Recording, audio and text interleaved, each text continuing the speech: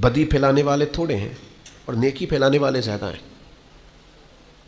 لیکن پھر بھی زمانے میں بدی کیوں زیادہ پھیل رہی ہے؟ نیکی کم کیوں پھیلتی ہے؟ تعداد نیکی پھیلانے والوں کی زیادہ ہے، بدی پھیلانے والوں کی کم ہے، لیکن سوسائٹی میں چلن بدی کا کیوں عام ہے؟ تو کہنے لگا اس کی وجہ یہ ہے کہ جس اخلاص کے ساتھ بدی پھیلانے والی بدی پھیلاتے ہیں نا، اس اخلاص سے نیکی پھیلانے والے نیکی نہیں پھیلاتے۔ اور جتنی محنت شیطان کرتا ہے لوگوں کو گمراہ کرنے کے لیے، اتنی محنت دیندار کیوں نہیں کرتے بچانے کے لیے؟ جس تیزی کے ساتھ لوگ دین کے مخالف کوششیں کرتے ہیں، اتنی محنت کے ساتھ دیندار لوگ جدوجہد کیوں نہیں کرتے؟ کاش کبھی لوگ اتنے مخلص ہو جائیں جتنے بدی پھیلانے والے مخلص ہیں، تو انقلاب آ جائے۔ حضرت امام احمد بن حنبل رحمۃ اللہ علیہ ایک چور کے لیے اکثر دعا مانگا کرتے تھے۔ ابو الحسن اس کا نام تھا۔ امام احمد بن حنبل کہتے یا اللہ اس پہ رحم فرما، یا اللہ اس چور پہ رحم فرما، دعا مانگتے۔ اور دعا کیا مانگتے؟ یا اللہ ابو الحسن اس پہ رحم فرما۔ ایک دن آپ کے بیٹے نے پوچھا کہ حضور لوگ بڑے پریشان ہیں کہ آپ چور کے لیے دعا مانگتے اور اس کے لیے اللہ کی رحمت طلب کرتے ہیں۔ تو امام احمد بن حنبل نے بڑی انوکھی بات کی، کہنے لگے اس چور نے مجھے حوصلہ بڑھا دیا۔ آپ فرمانے لگے دین کی ایک بات کرنے کی وجہ سے جب مجھے بادشاہ نے گرفتار کیا اور مجھے تھانے لے جایا گیا اور کوتوال مجھے بند کر رہا تھا، تو میں دیندار آدمی تھا، ساری زندگی پڑھنے پڑھانے والا تھا۔ سارے مجرم نہیں جیلوں میں جاتے، جیلوں میں تو حضرت یوسف علیہ السلام جیسے لوگ بھی رہے ہیں۔ فرماتے ہیں مجھے لے جایا جا رہا تھا تو کچھ کیفیات تھیں کہ لوگ کہیں گے جناب جیل میں۔ ارشاد فرماتے ہیں کہ میں ابھی کوتوال مجھے تھانے لے کے گیا کہ وہ چور آیا اور آ کے کہنے لگا امام صاحب زمانہ جو مرضی کہے، میں جانتا ہوں آپ کی غلطی کوئی نہیں، آپ نے حق بیان کیا ہے۔ کہنے لگا حضور میں چور ہوں، میرے وجود پر اب 1 انچ جگہ نہیں جہاں کوڑا نہ پڑا ہو، سارا وجود کوڑے کھا کھا کے زخمی ہے، ہر شہر کے ہر کوتوال کے پاس گویا ہر تھانے میں میرا نام لکھا ہے، چوری کے لیے مار کھاتا ہوں کبھی گھبرایا نہیں۔ ذرا کھڑے رہنا، آپ تو محمد عربی کے دین کے لیے مار کھانے لگے، اتنی جلدی تانوں سے پریشان نہ ہونا۔ فرمایا ذرا کھڑے رہنا، اتنی جلدی تانوں سے پریشان نہ ہونا۔ زخم پہ زخم کھا کے جی، خونے جگر کے گھونٹ پی، آہ نہ کر لبوں کو سی، یہ عشق ہے کوئی دل لگی نہیں۔ ذرا ٹھہرنا پھر اگر آپ اس کام کے لیے آئے۔ آپ فرماتے ہیں مجھے اس کی بات نے اتنا حوصلہ دیا کہ پھر مجھے کسی چیز نے پریشان ہی نہیں کیا۔ میں دعا کرتا ہوں اللہ اس پر۔ یہاں تو لوگ حوصلہ توڑنے آتے ہیں، لوگوں کا لوگ حوصلہ توڑتے ہیں۔ ذرا کو بچہ دین کی طرف بڑھتا ہے سوال جواب شروع کر دیتے ہیں، وہ تو ہونے ہی داڑھی رکھ لئیے۔ میں کہا جی تسی دسیا جی ذرا کدوں کو رکھنی چاہیے سی، لکھ دے ذرا۔ آپ ابھی سے ادھر نکل گئے تو آپ بتا دیں جناب کس وقت نکلنا چاہیے تھا۔ آپ ابھی سے، وہ ابھی کا کیا مطلب ہوتا ہے؟ اس وقت شعور کی آنکھیں کھل جاتی ہیں، سارے دین پہ عمل کرنا فرض ہو جاتا ہے۔ پھر آپ کمزور کیوں ہوتے ہیں؟ تو میرے عزیز تانا زنی کمزوری، یہ تو لوگ حضرت عبادہ بن صامت رضی اللہ تعالیٰ عنہ فرماتے ہیں مجھے میرے محبوب نبی صلی اللہ تعالیٰ علیہ وسلم نے نصیحت فرمائی تھی اور میں نے اپنی زندگی میں وہ باتیں اپنے دل کے ساتھ گرہ کے ساتھ باندھ کے رکھی اور مجھے بڑا فائدہ دیا انہوں نے۔ آپ فرمایا کرتے تھے رسول اللہ صلی اللہ علیہ وسلم نے مجھے حکم دیا تھا کہ میں مساکین سے محبت کروں اور ان کے قریب رہا کروں، اور میرے نبی پاک علیہ السلام نے مجھے فرمایا تھا کہ میں اس بندے کی طرف دیکھوں جو مالی حیثیت میں مجھ سے کم ہے، جو زیادہ ہے اس کی طرف نہ دیکھوں۔ اور فرماتے ہیں پھر کریم محبوب صلی اللہ تعالیٰ علیہ وسلم نے مجھ سے فرمایا کہ میں ہمیشہ صلہ رحمی کروں، اگرچہ کوئی بندہ مجھ سے تعلق توڑے، منہ پھیرے، پھر بھی میں نیکی کرتا رہوں۔ اور اللہ کے حبیب علیہ السلام نے مجھ سے فرمایا کہ کوئی چیز جب مجھ سے مانگی جائے تو میں فوراً دے دوں، انکار نہ کروں، اور اگر میری پہنچ میں ہو، یہ شارحین حدیث نے لکھا ہے اگر پہنچ میں ہو تو وہ چیز دے دی جائے۔ اور پھر فرمایا نبی کریم صلی اللہ تعالیٰ علیہ وسلم نے کہ ہمیشہ سچی بات کہنا، چاہے وقتی طور پر لوگوں کو اچھی نہ بھی لگے۔ اور پھر محبوب کریم صلی اللہ تعالیٰ علیہ وسلم نے مجھ سے فرمایا تم دین پہ چل رہے ہو اور اگر کوئی بندہ تمہیں تانا دے، تمہیں ملامت کرے تو پرواہ نہ کرنا، پھر آگے بڑھتے رہنا۔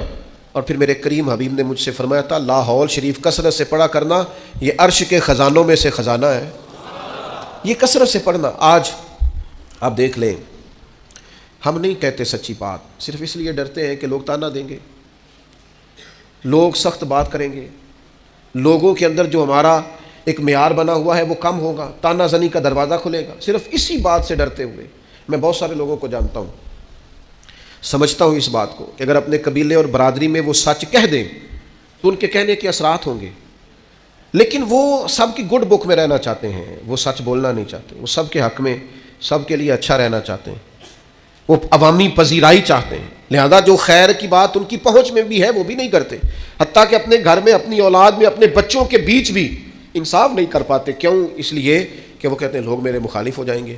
تو میرے بھائی، لوگ تو بلا وجہ بھی مخالف ہو جاتے ہیں، کوئی سبب نہیں ہوتا پھر بھی لوگ مخالفت کرتے ہیں۔ آپ دیکھیں، پیچھے سے دیکھتے ہیں انبیاء، صلحاء، صحابہ، اتقیاء، اولیاء، دیکھتے ہیں آپ کون ہے جو لوگوں کی پذیرائی اور لوگوں کی گڈ بک میں ہمیشہ رہا ہے۔ اگر بڑے لوگ بھی تعریف کرنے والے آپ کو ملیں گے تو ڈھیر سارے تنقید کرنے والے بھی ملیں گے۔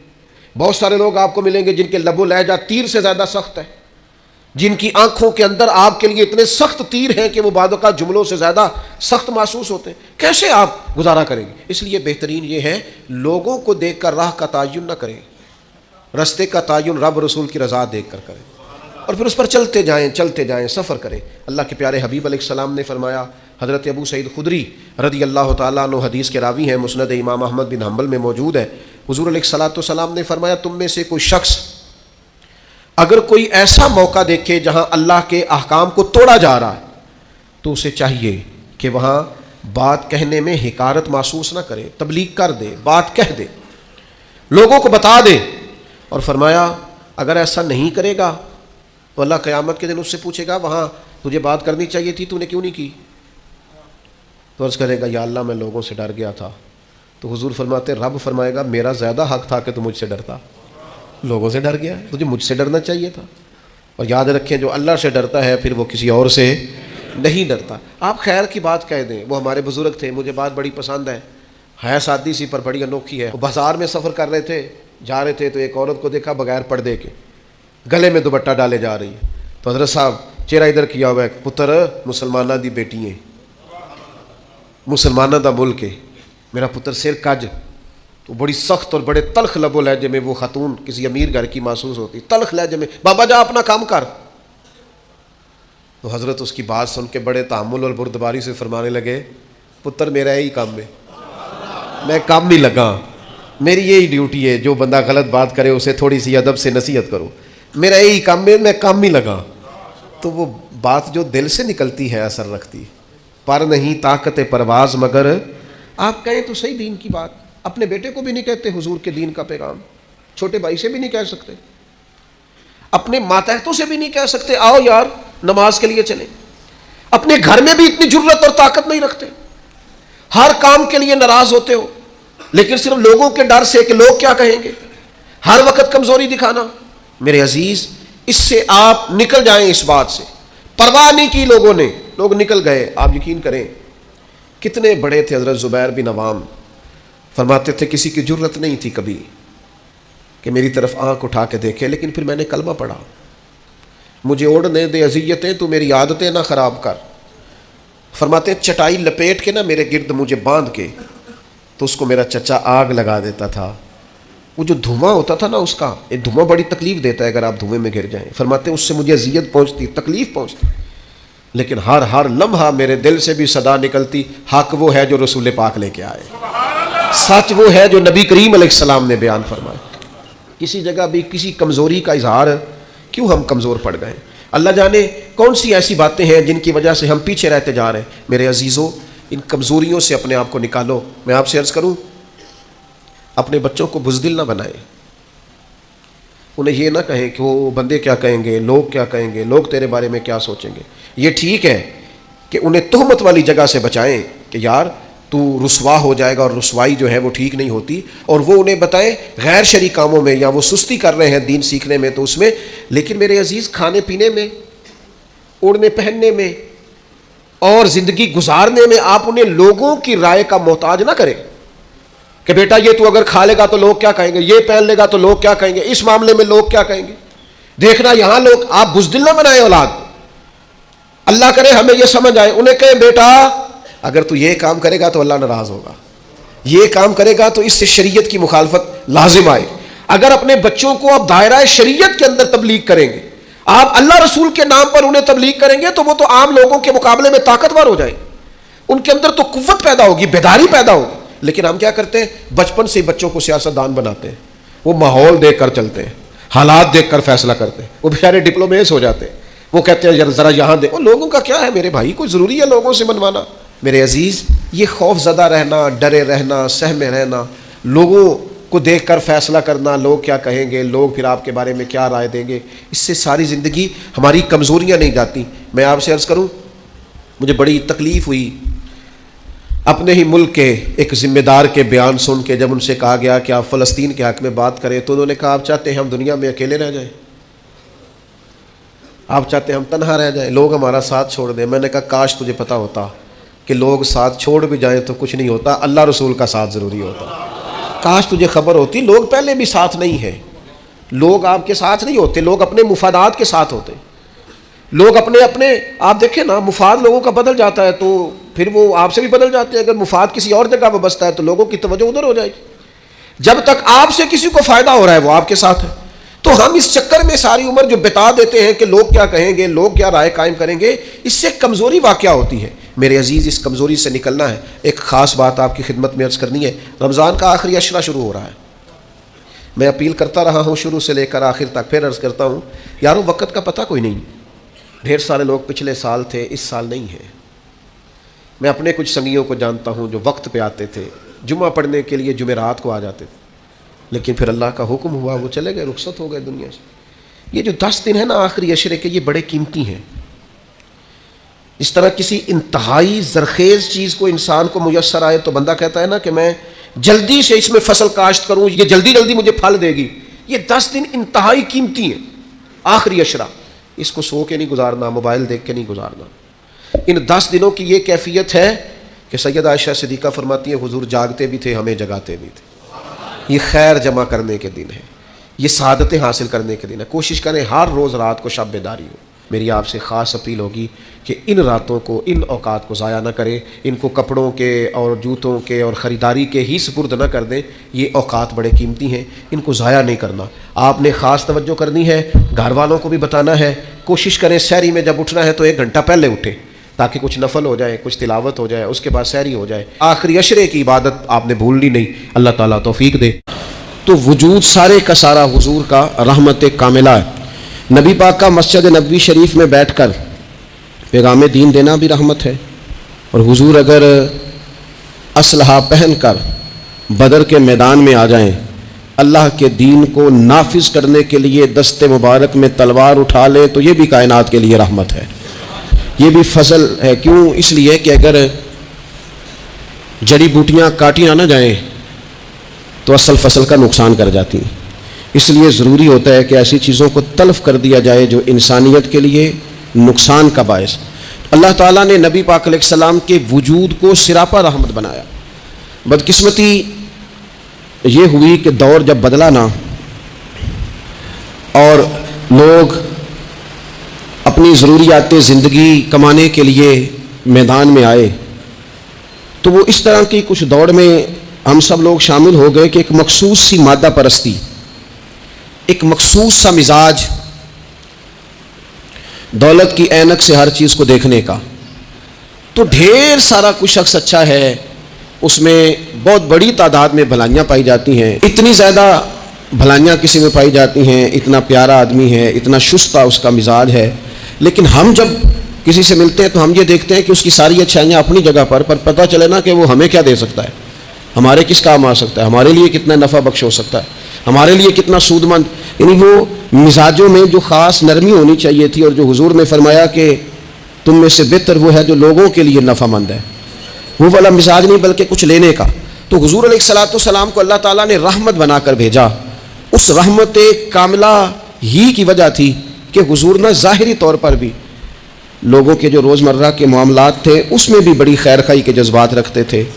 نبی پاک علیہ السلام عام لوگوں کے بیچ اٹھتے بیٹھتے، ان کے ساتھ کھاتے پیتے۔ سرور کائنات کا طریقہ یہ ہوتا کہ اگر غلاموں میں سے کوئی بیمار ہو جاتا تو تیمارداری کرنے تشریف لے جاتے، صبر کی نصیحت کرتے، اللہ کے حبیب علیہ السلام اس کے لیے مناسب دوا بھی تجویز کرتے، دعا بھی فرماتے۔ حضور نے فرمایا اگر تم میں سے کسی شخص کہ ہاں کوئی خوشی کا موقع ہو تو وہ مختار ہے، دعوت دے نہ دے، لیکن اگر کسی کا انتقال ہو جائے تو مجھے خبر ضرور دینا، میں جنازے پڑھنا چاہتا ہوں۔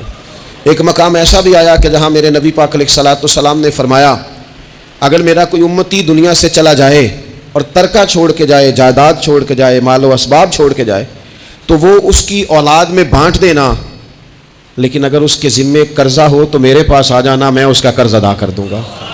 نبی پاک صلی اللہ تعالیٰ علیہ وسلم نے اپنی رحمت کے ساتھ امت کو جو حصہ عطا فرمایا، اور جس طرح سے حضور سید عالم صلی اللہ تعالیٰ علیہ وسلم نے ہمیں یہ اسباق پڑھائے، اس طرح ہونا نہیں چاہیے تھا جو ترتیب آج دنیا میں لگ گئی ہے اور جس انداز میں مسلمان اپنے صبح و شام گزار رہا ہے۔ آپ یقین کریں کہ کبھی کبھی یوں محسوس ہوتا ہے کہ جیسے خالص رشتوں کا ہونا اور اخلاص کا موجود ہونا اور للہیت کا نصیب ہونا، یہ شاید کوئی بے موسمہ سا پھل ہو گیا ہے۔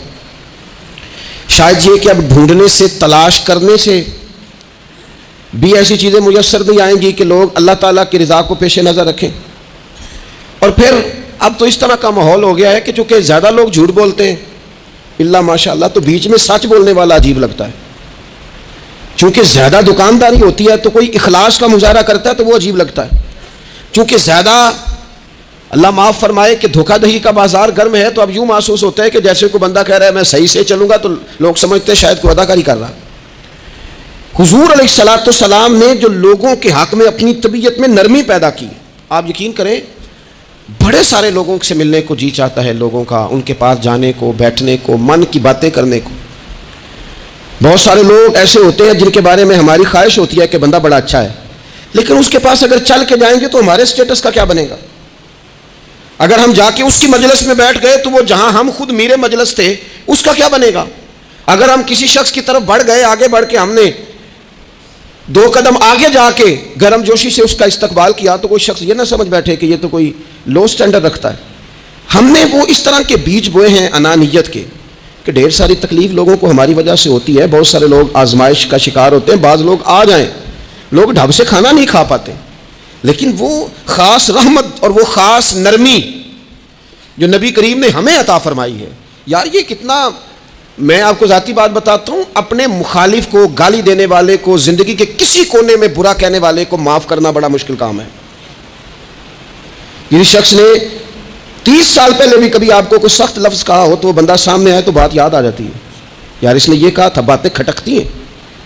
کسی مقام پر کھڑے ہو کر کسی جگہ پر کسی بندے نے آپ کو تکلیف دی ہو، بندہ اس جگہ پہ آئے تو وہ چیز کھٹکتی ہے، لیکن یہ اعزاز صرف رحمت للعالمین محبوب کا ہے کہ حضور کے سامنے جب وہ لوگ پیش ہوئے، حضرت وحشی جیسے کہ جنہوں نے پورا وجود کاٹ دیا تھا حضرت امیر حمزہ کا اور کان ناک آنکھیں نکال دی تھی، انہوں نے آ کے عرض کی حضور ہمارے جیسے گناہ گار بھی آئیں تو معافی ہو جاتی ہے؟ فرمایا ہو جاتی ہے تو پڑھ کلمہ، ہم فوراً ہی معاف کر دیں گے۔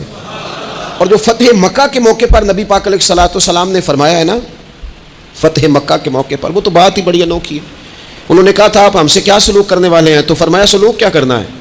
جو پیچھے ہو چکا ہے نا اس کا ذکر بھی نہیں کرنا، کتاب کے پچھلے صفحے پلٹنے ہی نہیں، یاد ماضی یہ عنوان چھیڑنا ہی نہیں، جو ہو گیا سو ہو گیا۔ یہ خاص رحمت کاملہ اللہ تعالیٰ نے اگر عطا فرمائی ہے تو میرے اور آپ کے پیارے رسول ہی کو عطا فرمائی ہے۔ یہ خاص جذبات اور یہ خاص کیفیات حضور نا، دیکھو ماں باپ جو ہوتے ہیں نا اولاد کے حق میں بڑے شفیق ہوتے ہیں۔ میں بڑی ذمہ داری سے بات کرنے لگا ہوں، ماں باپ کے ساتھ اگر کوئی سب سے بڑھ کے زیادتی کرتا ہے تو کرتی بھی اولاد ہی ہے۔ بڑا کچھ کر جاتے ہیں بچے، بعض ایسی باتیں بھی کر جاتے ہیں کہ جو ان سے نہیں کرنی چاہیے، لیکن کہو نا والد صاحب سے کنارہ کر دیں بچے سے، جس کے 9 بیٹے بھی ہیں اسے بھی کہو نا کہ تو کر ذرا کنارہ، کر کے دکھا، نہیں کر سکتا۔ وہ شفقت پدری جو رب نے اس کے سینے میں رکھ دیا وہ کیسے نکالے گا؟ 20 دفعہ غصہ آیا تو اس نے پلان کیا کہ آج کے بعد نہیں، ختم، اب میں نے بتانا ہے اس کو کہ کس طرح کوئی کسی کے ساتھ زیادتی کرتا ہے، لیکن 1 گھنٹہ بھی نہیں تیرا گزرا، کیونکہ شفقت پدری ہے۔ خدا را یہ میرا اور آپ کا سب کا معاملہ، اس کو سمجھیے گا، شفقت پدری۔ اگر مرشد ہو نا کبھی مرشد کریم تو پرخشیں اڑا دینے والوں کو بھی سینے سے لگانے کا حوصلہ رکھتا ہے، چونکہ وہ شیخ جو ہے اس کا دل جو بڑا ہے۔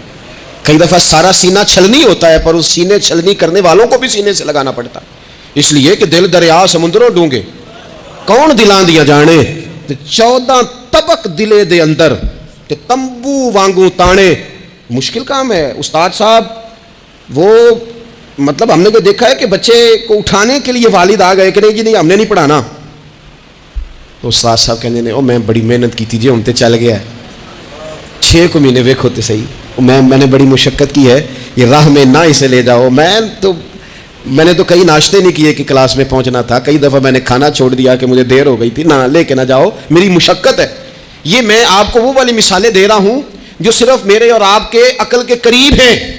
جب تیری 20 غلطیوں سمیت تیرا والد، تیری ماں، تیرے مرشد، تیرے استاد، تیرے بزرگ، تیرا بڑا بھائی تجھے قبول کر لیتے ہیں نا، تو بس سمجھ لے یہ جتنا بھی پیار کرتے ہیں یہ سارا ایک قطرہ ہے، اور محبوب جو محبت کرتے ہیں اس میں سارے دریا سما جایا کرتے ہیں. رسول پاک جو پیار کرتے ہیں نا، نبی کریم جو محبت کرتے ہیں، حضور، اور حضور کو سب سے زیادہ غم کیا رہتا تھا؟ روزی روٹی کا نہیں، اس کا بھی بندوبست کیا، تعلیم و تعلم کا بھی بندوبست کیا. حضور کا سب سے بڑا احساس یہ تھا کہ میری امت دوزخ سے بچ جائے، جنت میں جائے، گمراہ عقائد سے باہر آئے، راہ حق انہیں نصیب ہو. اس کے لیے نبی پاک جد و جہد کرتے. حضور کو روڑے مارنے والے، پتھر مارنے والے، کانٹے بچھانے والے، گردن پہ اوجڑیاں رکھنے والے رات کو سکون سے سو جاتے، اور نبی پاک انہی لوگوں کے لیے رات کو ہاتھ اٹھا کے ہدایت کی دعائیں کرتے رہتے، اور روڑے مار کے سو گئے جا کے. اور جس نے روڑے مارے وہ نبیوں میں رحمت لقب پانے والا، مرادیں غریبوں کی بر لانے والا. اور کسی نے کہا تھا لے کے پہلو میں غم امت نادار آئے، لے کے پہلو میں غم امت نادار آئے. وہ دیکھو امتی امتی کہتے ہوئے سرکار آئے. وہ دیکھو نا، امتی امتی کہتے ہوئے لے کے پہلو میں غم امت نادار آئے. حضور کے پہلو میں غم ہے امت. یا اللہ مہربانی فرما، یا اللہ مہربانی فرما. اور صبح قیامت بھی ہم سب لوگ نا لائق لوگوں سے اپنا تعلق بناتے ہیں. میں نے دیکھا ہے کہ ساری زندگی کا رشتہ ہے. وہ کسی نے کہا تھا کہ کوئی بندہ مجھے ایسا چاہیے کہ میں اس سے جھوٹ بھی بولوں تو وہ مجھ سے سچ بولے. کچھ لوگ ایسے چاہیے ہوتے ہیں نا زندگی میں کہ وہ توأن و کرہن ساتھ ہی رہے، لیکن یہ ہوتا نہیں، مشکل کام ہے. لوگ کہتے ہیں اگر لائق ہے تو میرا ہے، نالائق ہے تو پھر میرا. بنتے نہیں. یقین کریں آپ سے زندگی میں کوئی خطا ہو گئی کو آپ کا بننے کو تیار نہیں ہوتا، کہتا میرا نہیں تعلق بھائی، میں اس کے لین دین کا بالکل ذمہ دار نہیں، میرا اس کا کوئی رشتہ نہیں، تو جان یہ جان، کاٹ دیا. اور اگر گناہ ہو گیا، غلطی ہو گئی، انسان سے ہو جاتی ہے. اپنی ساری غلطیوں سمیت اپنے آپ سے پیار ہے اور دوسرے سے ایک ہو جائے تو. لیکن کچھ لوگ ایسے ہوتے ہیں. حضور غوث پاک کے مدرسے کے اساتذہ نے کہا تھا حضور سبق بانٹنے ہیں، پیریڈ لگانے ہیں، آپ کو کون سی کتاب دے دیں؟ فقہ، اصول، تفسیر، حدیث کیا پڑھائیں گے؟ آپ فرمانے لگے نہیں تم مجھے سبق نہ کوئی دو، تم اس طرح کی تقسیم کرو کہ لائق بچے سارے تم رکھ لو، نالائق سارے مجھے دے دو. حضور علیہ الصلوۃ والسلام نے فرمایا قیامت کے دن جو بڑے بڑے گناہ گار ہوں گے نا، بڑے وہ میری چادر کے نیچے چھپے ہوئے ہوں گے. چور حاکم سے چھپا کرتے ہیں یہاں اس کے سوا، تیرے دامن میں چھپے چور انوکھا تیرا. اور حضور ہمارے وکیل نہیں، حضور ہمارے شفیع ہیں. حضور ہماری وکالت نہیں کریں گے، حضور ہماری شفاعت کریں گے. وکیل وہ ہوتا ہے جو کٹہرے میں کھڑا ہو کے جج صاحب سے کہتا ہے اس نے کوئی جرم نہیں کیا، بلا وجہ الزام لگایا گیا ہے، اس نے کوئی خطا نہیں کی، یہ ذاتی اناد پال رہے ہیں، یہ بندہ ہی بڑا اچھا ہے، یہ تو تھا ہی نہیں موقع پہ، اس نے تو کیا ہی کچھ نہیں، وکالت کرتا ہے اسے معاف کر دو. یہ وکیل ہوتا ہے. اور شفیع وہ ہوتا ہے جو کہتا ہے اس نے سارا کچھ ہی کیا ہے پر میں جو آ گیا ہوں، سارے جرم اس نے کیے ہیں پر میں آ گیا ہوں نا، میرا آنا دیکھا جائے اور اسے معاف کر. تو نبی کریم علیہ الصلوۃ والسلام نے خاص، اور پھر کچھ ایسی چیزیں جو بالکل سادی تھی، اس کا بھی نبی پاک صلی اللہ تعالیٰ علیہ وسلم نے لوگوں پر بوجھ نہیں ڈالا. حضرت سیدنا ابن مسعود رضی اللہ تعالیٰ عنہ فرماتے ہیں، مسلم شریف میں موجود ہے، کہتے ہیں حضور ہمیں کبھی کبھی بات سنایا کرتے تھے، ہر روز تقریر نہیں سناتے تھے. یا رسول اللہ صلی اللہ علیہ وسلم ہمارا دل کرتا ہے. فرمایا میں نہیں چاہتا کہ تم تکلیف میں آ جاؤ. حضور فرماتے ہیں میں لمبی نماز پڑھانا چاہتا ہوں، پیچھے سے کوئی بچہ رو پڑتا ہے، میں اللہ کی نماز مختصر کر دیتا ہوں. نبی پاک صلی اللہ تعالیٰ علیہ وآلہ وسلم کی عادت مبارکہ تھی. حضور سواری پہ چل رہے ہوتے تھے تو کوئی غلام ساتھ چلنا چاہتا تھا تو فرماتے تھے تو میرے ساتھ آ کے سواری پہ بیٹھ جا. یا رسول اللہ میں آپ کے ساتھ نہیں بیٹھ سکتا، میں تقاضا ادب ہے کہ میں آپ کے ساتھ نہ بیٹھوں. تو حضور فرماتے پھر واپس چلا جا، میری طبیعت گوارا نہیں کرتی کہ میں سواری پہ چلوں اور میرے ساتھ جو لوگ ہیں وہ پیدل سفر کریں. احساسات، جذبات محبوب کریم کو اللہ تبارک و تعالیٰ نے جو دل عطا کیا. آپ دیکھیں چھوٹے چھوٹے بچوں، وہ ہمارے ہاں نا جی بزرگ ناراض نہ مجھ سے ہو جائیں، ہمارے ہاں بزرگ بازوں کا شکوہ کرتے ہیں، کہتے ہو کاکا ادھر آئے نا تو میرے نا سلام نہیں لئی. بھئی آپ لے لیتے سلام، یہ کچھ جھگڑے والی بات ہے؟ آپ سلام کر دیں. رسول پاک کی عادت مبارکہ تھی کہ چھوٹے چھوٹے بچے گلیوں میں ہوتے تو حضور آگے بڑھ کے خود انہیں سلام کہتے, ان کے سروں پہ دست شفقت پھیرتے, ان کی چھوٹی چھوٹی باتیں سنتے, ان کے سوالات کے جواب ارشاد فرماتے. اللہ کے پیارے رسول صلی اللہ تعالیٰ علیہ وسلم کا تو یہ معاملہ تھا کہ عبادت کے معاملے میں بھی جب ایک شخص نے کہا کہ یا رسول اللہ میں ساری رات نماز پڑھا کروں گا, سارا دن روزہ رکھوں گا, تو حضور نے فرمایا نہ, آنکھیں تکلیف میں آ جائیں گی, وجود تھک جائے گا. ایک سرکار کی زوجہ محترمہ ام المومنین نے رسی باندھ لی تھی مسجد نبوی میں کہ میں جب تھک جاؤں گی تو ٹیک لگا لوں گی, پر میں نے پڑھنی ساری رات ہے نماز. اللہ کے محبوب نے فرمایا جتنی دیر طبیعت اجازت دے اتنی دیر پڑھو, باقی آرام کرو.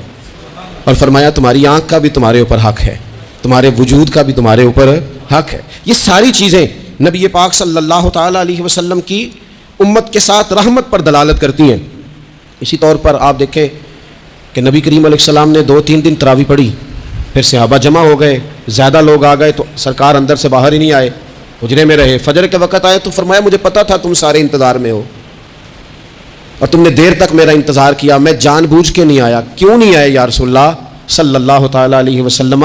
تو حضور فرمانے لگے اس لیے نہیں آیا کہ اگر میں آ جاتا اور کچھ دن مفت کے لیے نماز پڑھتا تو میرے دل میں خیال آیا کہیں رب کریم اسے فرض نہ کر دے, تمہیں مشقت ہوگی, تمہیں تکلیف ہوگی, لہذا میں حضور دل چاہ رہا ہے نفلی عبادت کو, اس لیے نہیں کر رہے کہ امت پر کہیں ضروری ہو جائے.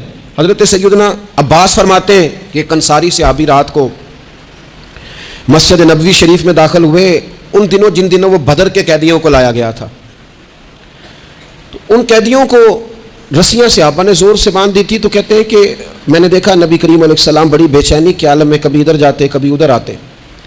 میں نے عرض کی یا رسول اللہ صلی اللہ تعالیٰ علیہ وسلم خیریت ہے؟ تو حضور نے فرمایا ان قیدیوں میں میرے چچا جناب عباس بھی ہیں,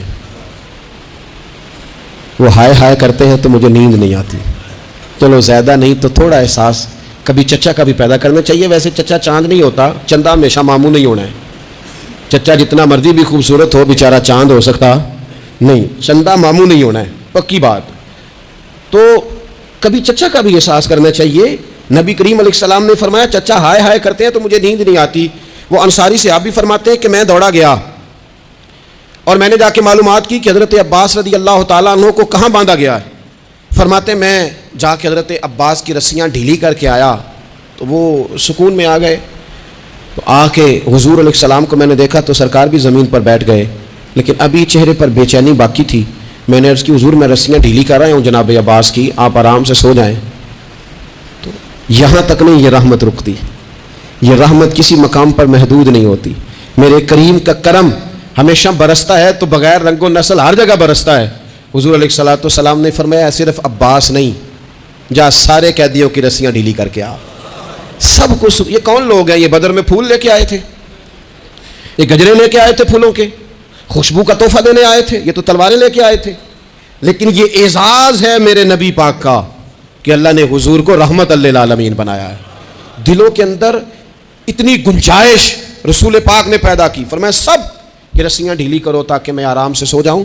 طبیعتوں کی سختی, مزاجوں کا تلخ پن, اپنی ذات کے خول میں بند ہو کے زندگی گزار دینے والے لوگ, اپنے آپ سے شروع ہو کر اپنے آپ پر ختم ہو جانے والا مزاج, جو میں سوچ رہا ہوں, جو میں دیکھ رہا ہوں, جو میری طبیعت فیصلہ کر رہی ہے, جس اینک سے میں معاشرے کو پڑھ رہا ہوں سارے معاشرے کو اسی طور پہ میں لے کے چلوں گا, یہ سوچیں درست نہیں.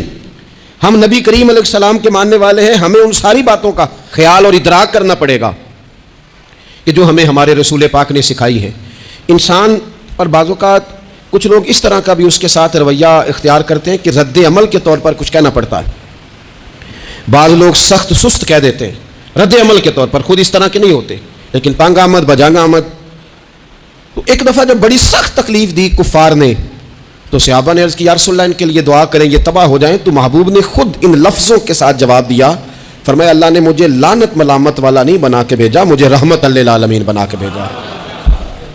یعنی ہر وقت تانے دیتے رہنا, ہر وقت کھڑے رہنا. یہ دیکھیں نا میرے ملک کا ماحول کیا بنا ہوا ہے, رائے کا اختلاف ہی ہے نا, لیکن جو دھینگا مشتی روز ہوتی ہے اور جو دھما چوکڑی روز مچائی جاتی ہے, روز جو نئی سے نئی کہانی پنپتی ہے, ملک کے اندر کوئی شخص ایسا نہیں رہ گیا, کوئی ادارہ ایسا نہیں رہ گیا جس کے بارے میں ہمارے دل بالکل صاف ہوں.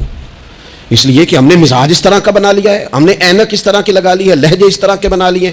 حضور سید عالم علیہ السلام نے ایک دن فرمایا تھا مجھے کسی صحابی کے بارے میں کوئی بات نہ پہنچانا, کسی کی غلطی آ کے ڈائریکٹ مجھے نہ بتانا, میرے سامنے کچھ بھی ایسا نہ کرنا. یا رسول اللہ کیوں؟ فرمایا میں چاہتا ہوں میرے دل میں سب کے لیے گنجائش ہے تو گنجائش ہی رہے. لوگوں کو خوش گمان رہنے ہی نہیں دیا جاتا, اچھی سوچیں پیدا کرنے کے موقع ہی نہیں دیے جاتے. وہی بدگمانیاں ہیں, وہی ماحول کے اندر شدت ہے, وہی انداز ہمارا اس طرح کا ہے, اور وہی کچھ ہم کر رہے ہیں, اور سارے ہیں کہ ایک کی لاٹھی کے ساتھ ہانکے جا رہے ہیں. خدا را چیزوں کو دیکھیں اور غور کریں کہ ہم نبی پاک صاحب الاولاق سید عالم صلی اللہ تعالیٰ علیہ وسلم کے ماننے والے ہیں. پھر ایک اور بات, حضور کی رحمت چونکہ کامل ہے تو حضور علیہ السلام کا ایک طریقہ ہے. دنیا میں دو طرح سے لوگ اپنا آپ ثابت کرتے ہیں. ایک پورے ماحول میں لوگ اندھیرا کرنا چاہتے ہیں تاکہ میں صحیح طرح چمک جاؤں. وہ پھر بتاتے ہیں کہ اس وقت دنیا میں کوئی آدمی بھی میرے سوا ٹھیک نہیں ہے. کسی کا بھی تذکرہ ان کے سامنے کیا جائے تو ایک دو چار کمزوریاں اس کی وہ بتا دیتے ہیں, کیونکہ وہ فل اندھیرا کرنا چاہتے ہیں اور سمجھتے یہ ہیں کہ جب میں اندھیرا کروں گا تو پھر میں زیادہ چمک جاؤں گا. اس لیے باقاعدہ منصوبہ بندی کی جاتی ہے اور باقاعدہ لوگ بٹھائے جاتے ہیں اور کردار کشی کرنا ایک پورا ماحول بنا دیا گیا. اور کوئی بھی شخص اس سے مبرہ نہیں, وہ دینی تعارف رکھتا ہو یا دنیاوی تعارف رکھتا ہو, سیاسی سماجی معاشرے میں کوئی مقام رکھتا ہو یا سیاسی قد کاٹ سے اس کا تعارف ہو, کردار کشی عام بنا دی گئی اور اس پر لوگ خوش ہوتے ہیں. میرے بھائیوں, نبی کریم نے بھی اپنا اثبات کیا ہے, لیکن رسول پاک کا طریقہ یہ نہیں ہے کہ کسی دوسرے کی نفی کر کے ہی اپنا اثبات ہوتا ہے. قرآن تو نبی پاک پہ نازل ہوا ہے نا, حضور قرآن لے کے آئے ہیں, پر اس قرآن میں تو حضرت موسیٰ کی تعریفیں بھی ہیں, حضرت عیسیٰ کے تذکرے بھی ہیں, جناب عیسیٰ کے معجزات بھی ہیں, اس میں تو حضرت نوح کا ذکر بھی ہے, اس میں تو حضرت آدم کا ذکر بھی ہے, اس میں تو حضرت یوسف علیہ السلام کے حسن و جمال اور کمال کے تذکرے, اس میں تو جناب لقمان حکیم کی حکمت اور دانائی کی بات ہے, اس میں تو حضرت خضر کا تذکرہ ہے. اس قرآن مجید کے اندر تو اولیاء اللہ کی شان ہے, اس میں تو ماں باپ کی فضیلت ہے, اس میں تو پڑوسیوں کی بات ہے. اس قرآن مجید نے تو غریب کی بات کی, یتیم کی بات کی, بیوہ کی بات کی. تو رسول کریم نے بتایا کہ دوسروں کو پیچھے کر کے اپنے آپ کو آگے نہیں کیا جا سکتا, تم سب کو ساتھ لے کے چلو, تمہیں اللہ امامت عطا فرما دے گا. حضور نے تعارف کرایا اپنی امت کو سارے نبیوں کا, رسولوں کا, حضور نے ان کے تذکرے کیے, احادیث میں ان کے تذکرے ہوئے, حضور نے ہر ایک کی شانیں بلند کر کر کے بیان کی اور فرمایا کسی نبی کی بات میرے ساتھ ملا کر اس طرح نہ کرنا کہ ان کی کسر شان ہو جائے معاذ اللہ, میرا اور اس کا تقابل اس طرح نہ کرنا کہ وہاں کسر شان. وہ کسی نے میرے اعلیٰ حضرت کے سامنے کہا تھا نا, شان یوسف جو دبی وہ بھی اسی در پہ دبی. اعلیٰ حضرت کہنے لگے حضور تو کسی کو دبانے آئی نہیں, یہ تو کیا بات کر رہا ہے, تو کہہ شان یوسف جو بڑی وہ بھی اسی در سے بڑی. یہ کہہ کہ نبی پاک تو عزتیں دینے آئے, ہر ایک کی قسمت میں حضور نے عزت لکھی. کہا باپ راضی ہو گیا تو رب راضی ہو گیا. فرمایا ماں کے قدموں کے نیچے جنت, بہنوں کی بیٹیوں کی پرورش جو کر کے آئے گا میرے ساتھ جڑ کے انگلیوں کی طرح جنت میں جائے گا. فرمایا تم میں سب سے بہتر وہ جو اپنے گھر والوں کے لیے, اپنی بیوی کے لیے بہتر, میں تم سب سے زیادہ اپنے گھر والوں کے لیے بہتر.